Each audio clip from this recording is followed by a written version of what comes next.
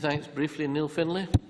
In his discussions with the European Commission, did the Minister raise the economic and political situation in Greece, where we recently saw a government democratically elected by the Greek people in a manifesto to oppose austerity, only to be immediately prevented from enacting that manifesto by the Troika of the Commission, the IMF and the ECB? Why was there no protest from the Scottish Government or from governments across Europe about this democratic outrage? Minister.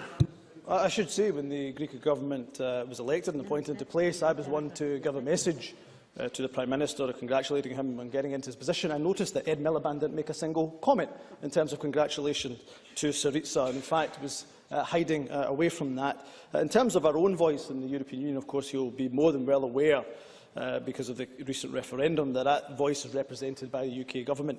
I wish that we had a greater voice. I hope that he'll support us in terms of our discussions, in terms of the Smith Commission, so that Scotland has a voice and can be a counterbalance, because there's no doubt, and he's correct to make mention of this and to allude to this, that this government is anti-austerity, unlike, of course, the party that he represents.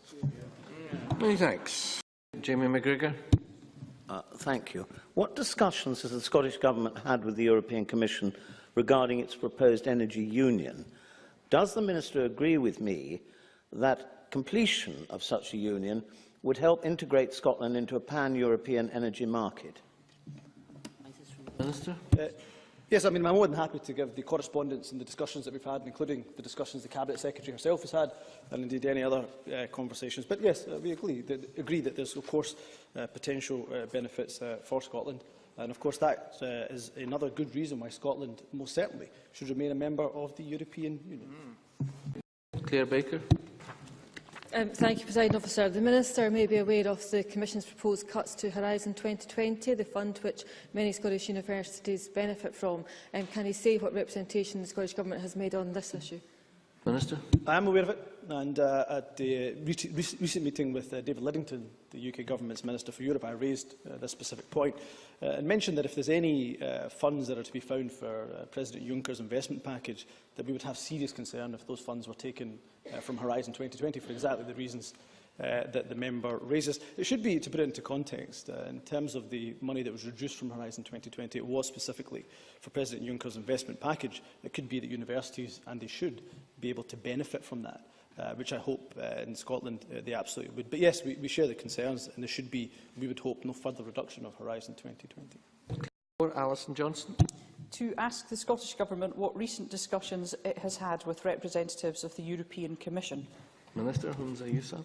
The Scottish Government ministers and officials meet regularly with the European Commission to advance the Government's agenda across a range of portfolios. For example, I met with officials from the Commission's Trade Directorate General on the 19th of February for a factual briefing on trade policy, which covered a range of issues, amongst them TTIP. Alison Johnson. Thank you. I would indeed like to ask about the Transatlantic Trade and Investment Partnership. This deal risks much more than public services like the NHS. Westminster's Environmental Audit Committee pointed out yesterday that there are 1,300 cosmetic chemicals restricted in Europe, compared with just 11 in the US.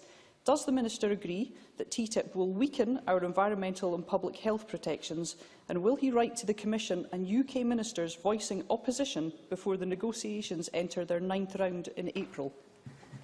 Cabinet Secretary. I appreciate the members' concern with TTIP, and many of those concerns also shared by this Government. That's why the First Minister herself has written to the Prime Minister outlining a number of those concerns. Those concerns include, of course, the NHS and public services, as she mentions, ISDS, the issue of transparency around the negotiations, but also, as she quite rightly says, maintaining standards and not lowering standards. We have had assurances, but until there is a final agreement, it's difficult to oppose TTIP without seeing a final agreement. So what we'll continue to do is put forward, of course, all our concerns, put them forward in a constructive manner.